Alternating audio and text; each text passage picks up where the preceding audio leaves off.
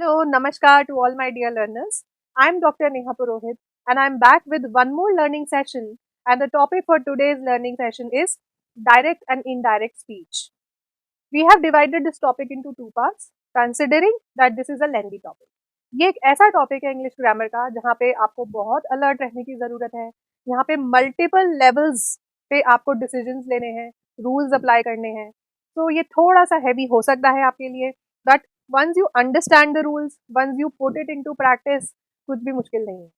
So direct and indirect part 1 में हम कुछ इंपॉर्टेंट रूल्स की बात करने वाले हैं. हम क्यों ये टॉपिक चूज करते हैं इसकी को डिस्कस करने वाले हैं. तो देखते हैं आज की वीडियो में हमारे पास क्या क्या है. सबसे पहला क्वेश्चन आता है कि ये डायरेक्ट एंड इनडायरेक्ट स्पीच होती क्या है और इसकी ज़रूरत क्या है. देखिए कई बार क्या होता है, दो लोग आपस में बात कर रहे हैं, जब तीसरे को इस चीज़ की रिपोर्टिंग करनी है तो हम डायरेक्ट और इनडायरेक्ट स्पीच को काम में लेते हैं. डायरेक्ट स्पीच का मतलब है जो शब्द मैंने एक्चुअली बोले, सो ये within inverted commas quote किए जाते हैं. बट जो मैंने बोला वो जब आप किसी तीसरे को रिपोर्ट करेंगे तो आप इनडायरेक्ट स्पीच का यूज करते हैं.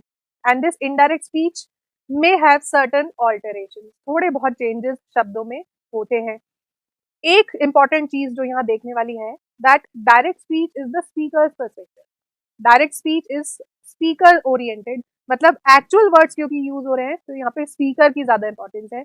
इनडायरेक्ट स्पीच में क्योंकि लिसनर ने उसको एब्जॉर्ब किया है तो यहाँ पे वो लिसनर ओरिएंटेड होती है. That is why you can see here this person is not well, he is saying I am feeling ill. जब इसी बात को ये व्यक्ति किसी और को बता रहा है तो इसने इस चीज को थोड़ा सा चेंज किया.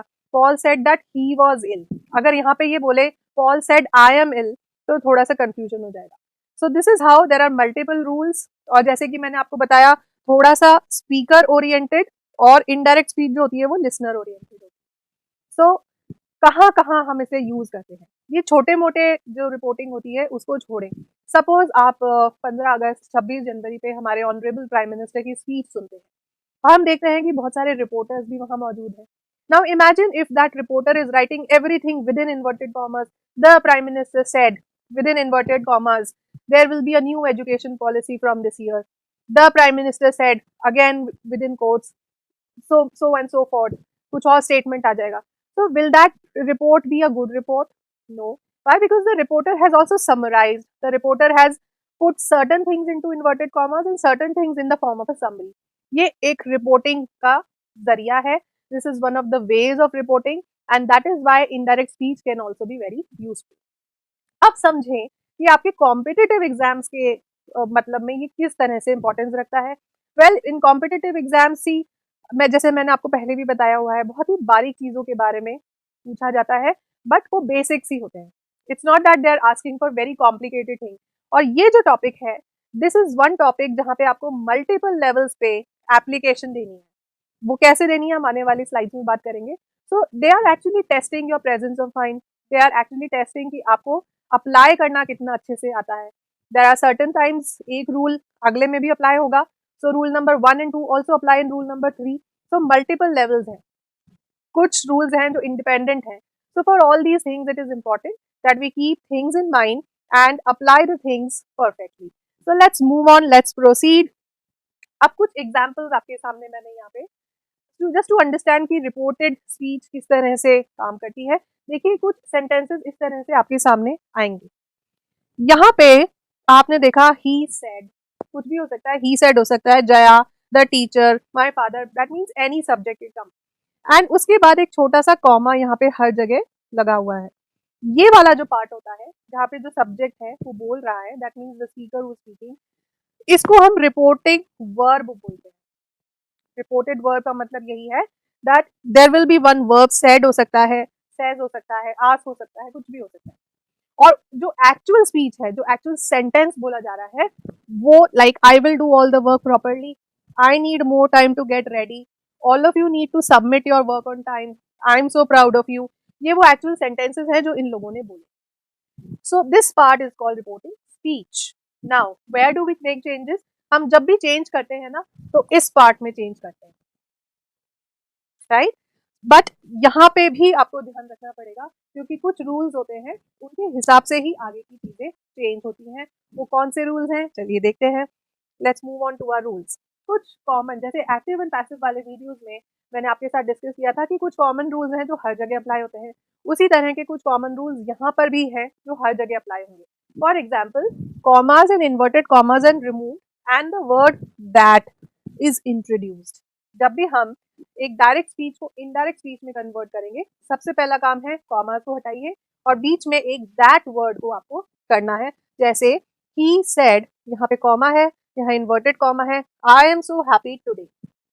सो इसको जब हमने कन्वर्ट किया तो मैंने सारे कॉमा हटा दिए और एज आई सेड एक दैट वर्ड को यूज किया. ये रूल है जो हर जगह लग रहा है. कुछ एक एक्सेप्शन है, उनको भी हम आज डिस्कस करने वाले हैं. He said that he was so happy that day. अगर आप मुझे बहुत ध्यान से सुन रहे हैं तो आपने ऑलरेडी कुछ और चेंजेस नोट कर लिए होंगे.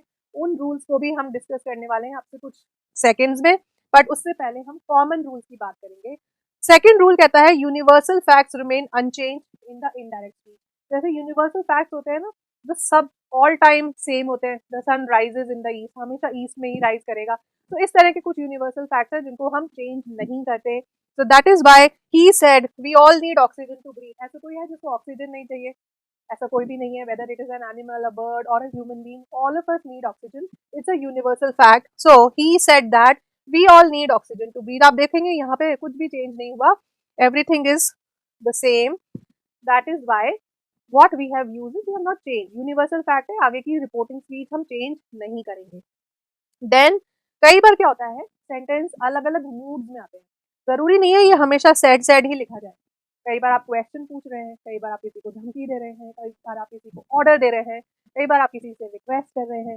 सो you have to change the word said according to the mood of the sentence. क्या क्या हो सकता है? आस्क्ड, ये आस्क्ड वर्ड, किसी ने क्वेश्चन पूछा.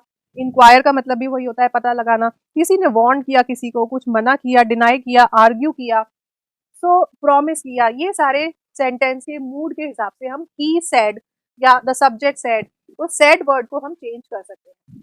तो ये भी आपके सेंटेंसेस में अप्लाई होगा. जैसे एक एग्जांपल मैंने आपके लिए यहाँ लिखा है, he said I will definitely help you. इस सेंटेंस को देखते ही पता लग रहा है हमें that some kind of promise is being taken, some kind of assurance is given. कोई किसी को कुछ प्रॉमिस ही कर रहा है. So he promise that he would definitely help me. मुझे प्रॉमिस किया है ना, इसलिए. So what are those changes? अब ये slide I will call it very important. थोड़ा सा ध्यान से देखिए. Why? Because this is the basic rule जो आपको ध्यान रखना है. जैसे मैंने आपको शुरू में अभी कुछ मिनटों पहले कहा, direct indirect speech is that topic जिसमें मल्टीपल लेवल पे चेंज होगा. तो जब हमारे पास एक रिपोर्टेड स्पीच आएगी जिसमें हमें चेंजेस करने हैं, तो वो कौन से चेंजेस हैं? I should have a checklist in my mind. मेरे दिमाग में एक चेकलिस्ट होनी चाहिए.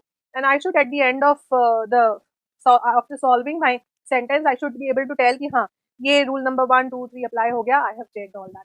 सो कौन कौन से? There are 3 levels of changes in the reported speech. वो जो लंबा सा सेंटेंस था उसमें कौन कौन सी चीजें हैं जो चेंज की जाती हैं? प्रोनाउंस जो आते हैं हम उनको चेंज करते हैं कभी कभी. जो भी टेंसेस आपको दिख रहे हैं उनको, जैसे वर्ब्स जो आ रहे हैं वो किसी ना किसी टेंस फॉर्म में रिफ्लेक्ट हो रहा है, तो हम उनको चेंज कर रहे हैं. And adverbs of time and place, हम इनको भी चेंज करते हैं. नहीं समझ में आया? चलिए एग्जाम्पल देखते हैं. ही सेड, ये अपना रिपोर्टेड वर्ड है. I am very happy today. अब देखिए, थोड़ा सा लॉजिक लगाइए. ही सेड आई, ये आई किसके लिए है? जब मैं इसको किसी और को बोलूंगी, उसने कहा कि वो खुश था, तो मैं ये तो नहीं बोल सकती ही सेड आई वाज हैप्पी या आई एम हैप्पी. वो तो फिर मैं हो गई. तो I have to actually relate it to the person जिसने ये बोला. तो ये जो आई है ना, ये एक्चुअली ये ही है, ही के लिए ही तो यूज हो रहा है. So he said I am very happy today. तो एक तो चेंज आएगा आपके प्रोनाउन में. जिसके बारे में आप बात कर रहे हैं आपको उसी का प्रोनाउन वहां पे लगाना पड़ेगा. देन एक टेंसेस, जैसे मैंने कहा टेंसेस में भी चेंज होता है. तो ये यहाँ पे देखिए एम था, यहाँ पे हमने इसको वॉज कर दिया. तो एक लेवल ऑफ चेंज ये हो गया. और तीसरा लेवल जो है ये आ गया टुडे. तो ये हुआ आपका एडवर्ब ऑफ टाइम, और इस टुडे को हमने कर दिया दैट डे. तीनों चीजों को देखिए, तीनों चीजों को हमने अलग अलग कलर में किया हुआ है. ही रेड में लिखा हुआ है, वॉज येलो में लिखा हुआ है, दैट डे पर्पल कलर में लिखा हुआ है, just to highlight that there are 3 levels of changes. However, if the reported verb is in the present tense or future tense, we do not make changes in the tenses. ये rule भी बहुत important है. It is very important, आपको ये चीज़ ध्यान रखनी है, because competitive exams में ये एक फैक्टर होता है जिससे लोग कंफ्यूज हो जाते हैं और आंसर गलत लिख देते हैं। ये कहता है कि अगर यहाँ पे सेड होता तो हम आगे जो टेंसेस चेंज होते हैं ना वो करते, बट अगर यहाँ पे प्रेजेंट टेंस है या फ्यूचर टेंस है तो आगे का जो ये टेंस है ये चेंज नहीं होता। प्रोनाउंस चेंज होंगे, adverbs of place and time change होंगे, बट टेंसेस चेंज नहीं होंगे। he says I am so happy for you, या he will say I am so happy for you। तो जब इनडायरेक्ट स्पीच में हम कन्वर्ट करेंगे तो the answer will come he says, या फिर he will say that he, ये is ही रह गया, प्रेजेंट टेंस का प्रेजेंट टेंस ही रह गया। सो हैप्पी फॉर मी, यहाँ पे मैंने मी कर दिया, चेंज कर दिया, यहाँ पे चेंज कर दिया, बट ये प्रेजेंट टेंस था। देखिए आई है तो एम हो गया, क्योंकि यहाँ पे ही लगा तो ये इज हुआ। इतने चेंजेस आई सपोज कि आपको पता है कि आई के साथ एम लगता है, ही के साथ इज लगता है, बट टेंस यहाँ पे चेंज नहीं हुआ। टेंस पहले भी, पहले सेंटेंस में भी प्रेजेंट टेंस था और इस सेंटेंस में भी वो प्रेजेंट टेंस ही है। तो आई hope this very important slide, अगर आपको थोड़ा सा भी कंफ्यूजन है, you have a facility of rewinding, थोड़ा सा बैक लेके जाइए, दोबारा सुनिए इस लेसन को और प्रैक्टिस करिए, things will be clear. So before we move on, हमें क्या ध्यान में रखना है, जैसे ही मेरे सामने कोई भी चीज आएगी जिसको मुझे इनडायरेक्ट स्पीच में कन्वर्ट करना है, मेरे दिमाग में 3 स्कैन आने चाहिए, 3 चीजों को आइडेंटिफाई करने की कैपेसिटी होनी चाहिए। इस सेंटेंस में प्रोनाउन क्या आ रहा है, इस सेंटेंस का टेंस क्या है, और ये सेंटेंस में एडवर्ब क्या लगा है। हो सकता है एडवर्ब लगे ही ना, प्रोनाउन लगेगा, हो सकता है वर्ब भी होंगे। सो इतने तो आपको चेंजेस करने हैं। कई कई सेंटेंसेस में एडवर्ब्स नहीं होते हैं, तो that is okay.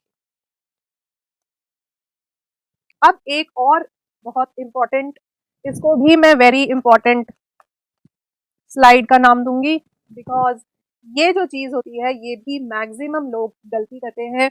When to use told instead of said, कई बार आपने देखा होगा ही टोल्ड, यहाँ पे सेड लिखा था, उसकी जगह टोल्ड लगा दिया। क्या ये टोल्ड हम अपनी मर्जी से कहीं भी लगा सकते हैं? द आंसर इज नो, आप अपनी मर्जी से कहीं भी टोल्ड नहीं लगा सकते। इसका भी एक नियम होता है। वो नियम क्या है? वो नियम ये है कि जब आपके सेड के साथ कोई ऑब्जेक्ट लगा हुआ होगा तो ही आप उसे टोल्ड में कन्वर्ट कर सकते हैं। दैट मीन्स ये जो नहीं आया ना, एक्स्ट्रा कोई पर्सन दिख रहा है जिसको कहा गया, उसी चीज को हम टोल्ड, तभी उस केस में हम सेड को टोल्ड बना सकते हैं, अदरवाइज ये सेड ही रहेगा। जैसे ही सेड टू मी को हम ही टोल्ड मी लिख सकते हैं, क्यों? क्योंकि सेड के बाद एक ऑब्जेक्ट मुझे दिखा। The teacher said to all the students, ये टू ऑल द स्टूडेंट्स भी एक ऑब्जेक्ट है, तो यहाँ पे ये कैसे कन्वर्ट हुआ? The teacher told all the students. यहाँ पे अगर आप सेड भी रहने देते हैं तो ओके, बट क्योंकि हम एक रूल है, हम जानना चाहते हैं कि क्या आपको ये रूल पता है, तो इस तरह के क्वेश्चंस आपके पास जरूर आएंगे। और अगर आपने ये अपॉर्चुनिटी मिस कर दी, अगर आपने ये डिस्प्ले नहीं किया कि मुझे इस चीज का फर्क पता है, मुझे ये रूल पता है, then you are losing on your marks. I said to them, देखिए अब ये देम भी ऑब्जेक्ट है, सो आई टोल्ड देम।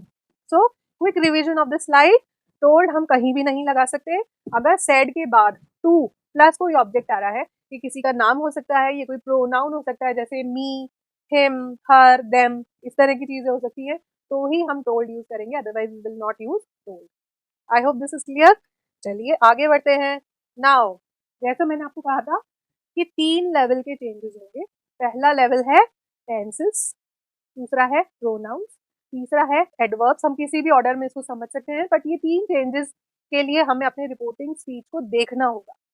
अब टेंसेस कैसे चेंज होते हैं, इनका एक रूल है, ये आपको ध्यान रखना है, पूरी तरह से इसको लर्न करना है, अच्छे से आत्मसात करना है। वाई? बिकॉज अगर आपको रूल्स नहीं पता, if you don't remember the rule, आप अप्लाई कैसे करेंगे? सो देखिए, जब भी ही सेड आया या पास्ट टेंस का कोई वर्ड आया और उसके बाद रिपोर्टिंग स्पीच आई, तो हम टेंसेस में चेंज करते हैं। ये चेंज कैसे होते हैं? ये एक रूल होता है। तो सिंपल प्रेजेंट जो चीज होती है वो कन्वर्ट हो जाती है जब इनडायरेक्ट में लिखा जाता है सिंपल पास्ट। जैसे मैंने लिखा I am happy, so he said she was happy, am का हमने वॉज कर दिया। हम बहुत सारे एग्जाम्पल्स इसके देखने वाले हैं, तो don't worry, just listen. Present continuous में अगर कोई टेंस आपके डायरेक्ट स्पीच में आ रहा है तो वो कन्वर्ट हो जाएगा पास्ट कंटिन्यूअस। जैसे I am eating, he said I am eating, so हम कह सकते हैं he said that he was eating. Simple है। प्रेजेंट परफेक्ट में अगर कोई डायरेक्ट स्पीच में सेंटेंस है तो वो पास्ट परफेक्ट में चेंज हो जाएगा. So he said I have eaten, so he said that he had eaten, क्योंकि प्रेजेंट परफेक्ट को हमने पास्ट परफेक्ट में चेंज कर दिया. उसी तरह से प्रेजेंट परफेक्ट कंटिन्यूअस को हम सीधा सीधा पास्ट परफेक्ट कंटिन्यूअस में I have been eating changes into he had been eating. Simple है. तो प्रेजेंट टेंस के रूल्स बहुत सिंपल है. कोई भी प्रेजेंट टेंस में आपके पास सेंटेंस आया उसका एग्जैक्ट पास्ट टेंस आपको बना देना है. Very simple. पास्ट टेंस बहुत आसान है. पास्ट टेंस में क्या होता है, आपके चार होते हैं, simple past, past continuous, past perfect और पास्ट परफेक्ट कंटिन्यूअस. आपको क्या करना है, एक एक को उलाम देना है, एक एक को स्वैप करना है. कैसे? जो सिंपल पास्ट में होगा ना वो बन जाएगा पास्ट परफेक्ट में. सो अगर आपके पास आया he said I ate a banana, ate यहाँ पे सेकंड फॉर्म है, सिंपल पास्ट है. तो इस चीज को हम कैसे कन्वर्ट करेंगे, he said that he had eaten a banana. Simple past को मैंने पास्ट परफेक्ट में कन्वर्ट कर दिया. यहाँ पे भी ये लिखा हुआ है, देखिए, simple past changes into past perfect. और जो पास्ट कंटिन्यूअस के टेंस है उसको भी जंप करा दीजिए, वो हो जाएगा past perfect continuous. So I was eating changes into he had been eating. Okay. अगर कोई चीज पास्ट परफेक्ट में लिखी है तो उसको हम चेंज नहीं करेंगे. पास्ट परफेक्ट कंटिन्यूअस में कोई चीज आ रही है तो उसको भी हम चेंज नहीं करेंगे. तो पास्ट टेंस में क्या करना है, एक छोड़ के एक जंप लगा देंगे हम लोग, और जो रिमेनिंग दो रह गए, लास्ट के दो रह गए, उनको हम चेंज नहीं करते. जैसे he said I had eaten a banana, he said that he had eaten a banana. या पास्ट परफेक्ट कंटिन्यूअस को देखें, he said I had been eating a banana changes into he said that he had been eating a banana. इसको हमने exactly वही रखा, हमने change नहीं किया. अब अगर फ्यूचर की बात आती है, कहीं भी अगर फ्यूचर टेंस आएगा ना तो आपको क्या करना है, विल दिखेगा, शैल दिखेगा, तो आप उसे वुड कर दीजिए. आप बोलेंगे मैम शैल का तो शुड होता है, but should also conveys a different meaning, duty का सेंस आ सकता है, हमने मॉडल वर्ब पढ़े हुए हैं, तो विल और शैल को हम वुड कन्वर्ट कर देंगे. इसके अलावा अगर कोई मॉडल वर्ब्स आ रहे हैं, कैन, तो उसको हम कुड बना देंगे. मॉडल वर्ब्स के भी तो पास्ट टेंस होते हैं, मे, माइट, मस्ट, हैड टू, इस तरह के उनके इमीडिएट पास्ट में हम कन्वर्ट कर देंगे. So tenses they are very simple. अगर प्रेजेंट टेंस आए तो उसका इमीडिएट पास्ट बना दीजिए. अगर पास्ट टेंस में कोई सेंटेंस लिखा हुआ है तो एक छोड़ के एक जंप करवा दीजिए. फ्यूचर में कोई टेंशन ही नहीं है, क्योंकि हर चीज जो विल में आती है वो वुड में कन्वर्ट हो जाती है. तो अगर विल बी ईटिंग है तो वुड बी ईटिंग हो जाएगा, विल हैव ईटन है तो वुड हैव ईटन हो जाएगा. तो future is very simple. All of us should not worry about our future. Future is simple. अब देखिए यहाँ पे सारे एग्जाम्पल्स लिखे हुए हैं, एक बार और इस चीज को ढंग से देख लेते हैं. I am a nurse, she said. ये सिंपल प्रेजेंट का टेंस है. So she said that she was a nurse. यही पढ़ा था हमने. Present simple changes into past. I am not going, he said. ये इस तरह से लास्ट में भी लिखा जा सकता है, इसको देखिए घबराना नहीं है. I really wanted to give you all sorts of variety, इसलिए इस तरह के सेंटेंसेस आ गए. So I am not going, ये प्रेजेंट कंटिन्यूअस का टेंस है. It changes into he said he was not going. wasn't is a short form of was not. इससे भी हमें घबराना नहीं है, it's a short form. Okay. आप देखिए आई भी यहाँ पे चेंज हो गया ही में. पास्ट सिंपल आ गया, Tony did it, she said that Tony had done it. क्यों? क्योंकि रूल था simple past changes into past perfect. फिर प्रेजेंट परफेक्ट आया, I haven't read it, she said that she hadn't read it. Okay.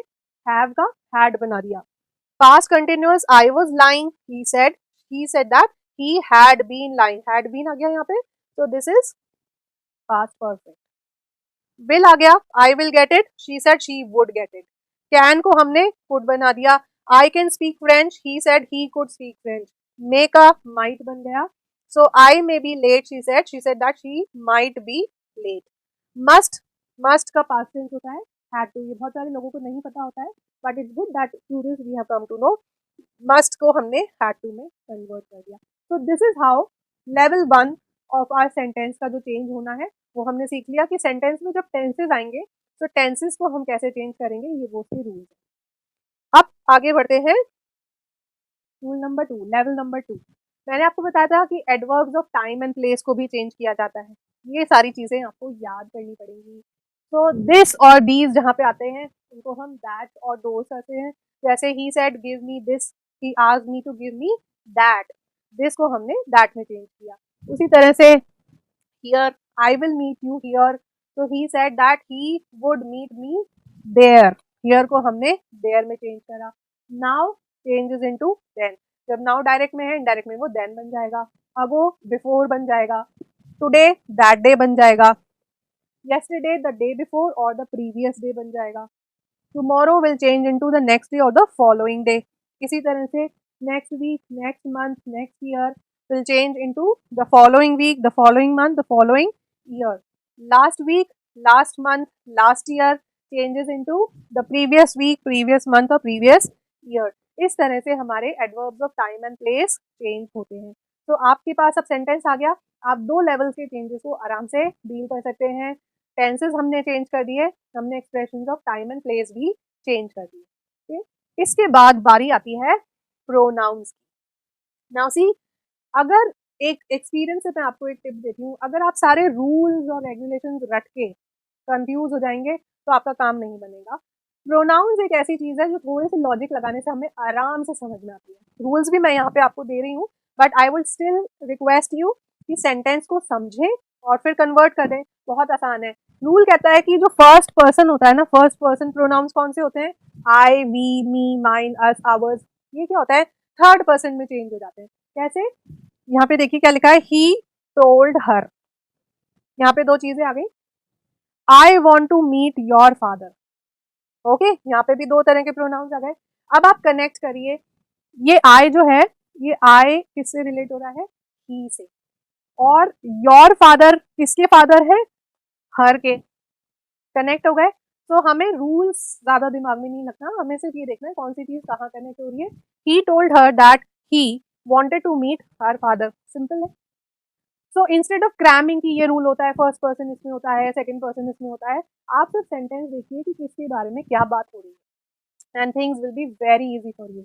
Okay, इसी तरह से एक rule है, there will be no change in the pronoun when the speaker reports his own words. अब logic सी simple सी बात है, कोई अपने ही बारे में बात करेगा तो प्रोनाउन कैसे चेंज होगा? जैसे I said I am going, मैंने ही तो कहा था, तो ये जो आई है ये इसी के बारे में तो है, किसी और के बारे में तो है ही नहीं।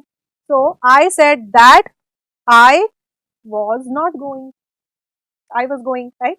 सो इसका मतलब यही है कि अगर हम अपने ही बारे में बात कर रहे हैं, बट फिर भी रूल्स पे मत जाइए, सिंपल देखिए ये कहाँ कनेक्ट हो रहा है। If you are able to establish this connect, all the rules are very simple for you. एक और रूल है इसके अंदर, ये कहता है second person pronoun. Second person कौन से होते हैं? You and your. Change according to the person of the object of reporting verb. जैसे मैंने आपको बताया कि रिपोर्टिंग वर्ब में भी तो कई बार दो दो प्रोनाउंस आ रहे हैं ना, आ रहे हैं। ओके, तो अब हम क्या करेंगे, फिर से हम कनेक्शन दिखाएंगे। He told her I love you. Okay, so ये आई कौन है? ये ही है। और यू कौन है? ये हर है। सो सिंपल हो गया, प्रोनाउंस आपको अपने आप से समझ में आ गए कैसे चेंज होंगे। ही told her that he loved her. ये रूल कहता है कि ये वाले जो सेकंड पर्सन प्रोनाउंस होते हैं ना, ये इनके हिसाब से, थोड़ा सा क्लीन कर देते हैं ताकि आपको समझ में आएगा। ये रूल कहता है कि ये जो सेकंड पर्सन प्रोनाउन होता है ना, ये इसके हिसाब से गवर्न होता है। और एक रूल हम ऑलरेडी जानते हैं कि ये वाला भी इसके हिसाब से चलता है। तो बहुत सिंपल सी चीज है। नेक्स्ट देखते हैं, I told him you are a stupid. किसी को स्टूपिड बोल दिया। अब ये आई है और ये हिम है, यहाँ पे ये दूसरा ऑब्जेक्ट आ गया और ये यू आ रहा है। तो स्टूपिड कौन है? स्टूपिड मैं हूं या ये है? स्टूपिड हिम है। So this you is directly related to him. That is why the rule says I told him that he was a stupid. ये जो you है ना, ये रिपोर्टिंग वर्ब के ऑब्जेक्ट से मैच करना चाहिए, उससे गवर्न होना चाहिए, और यही आपका रूल है। So you must have now known कि ये जो डायरेक्ट इनडायरेक्ट स्पीच है इसमें कितने तरह के रूल्स लग रहे हैं। बट एज अ टीचर मैं आपको फिर से वही बोल रही हूँ, जैसे ही आपके सामने डायरेक्ट इनडायरेक्ट का कोई भी क्वेश्चन आएगा, what is it that you have to do, उसको देख के घबराना नहीं है कि मुझे रूल नहीं आते। रूल चेकलिस्ट बनाइए अपने कि इतने पॉइंट्स पे मुझे चेक करना है। पॉइंट नंबर 1, क्या रिपोर्टिंग वर्ब पास में है? हाँ, वो पास में है। तो मुझे आगे 3 लेवल्स के चेंजेस करने हैं। अगर रिपोर्टिंग वर्ब प्रेजेंट में है या फ्यूचर में है तो मुझे टेंसेस को चेंज नहीं करना। ये अपना पॉइंट नंबर 1 है। अगर मुझे 3 लेवल्स के चेंजेस करने हैं तो वो 3 लेवल्स कौन से हैं? टेंसेस हमें चेंज करने हैं, नंबर 2 हमें प्रोनाउंस को देखना है और नंबर 3 हमें adverbs of place and time को देखना है। तो आपका दिमाग 3 लेवल पे एक साथ काम करेगा। सेंटेंस देखते ही आपकी आंखों के सामने वो 3 चीजें सामने आ जानी चाहिए। टेंस क्या है, प्रोनाउन क्या है और एडवर्ब क्या है। फिर उन चीज़ों को रूल्स आपके दिमाग में ऑलरेडी हैं, उससे आप कन्वर्ट करिए। और कॉम्पिटिटिव एग्जाम थोड़ा-सा डिफिकल्ट होता है इन द सेंस कि बहुत सारे गलत ऑप्शंस भी आपके सामने होते हैं। So you also have to decide कि क्या गलत है, क्या सही है। सो उस केस में अगर रूल्स आपके दिमाग में फिट हैं, अगर आपने बहुत सारी प्रैक्टिस करी है, तो आप ईज़िली इस थोड़े से डिफिकल्ट टॉपिक को बहुत आसानी से कर पाएँगे। इसके बाद we will meet in part 2, जिसमें आज हमने सेंटेंसेस को देखा है। पार्ट 2 में हम देखेंगे क्वेश्चंस को कैसे कन्वर्ट करते हैं, इम्पेरेटिव सेंटेंसेस को कैसे कन्वर्ट करते हैं और एक्सक्लेमेटरी सेंटेंसेस को कैसे कन्वर्ट करते हैं। So I hope you must have enjoyed the session. आगे के लेसन्स भी बहुत इंटरेस्टिंग होने वाले हैं। Till then stay connected. Good bye. This is Neha Mann saying bye to all my dear lovely learners. See you again. Good bye.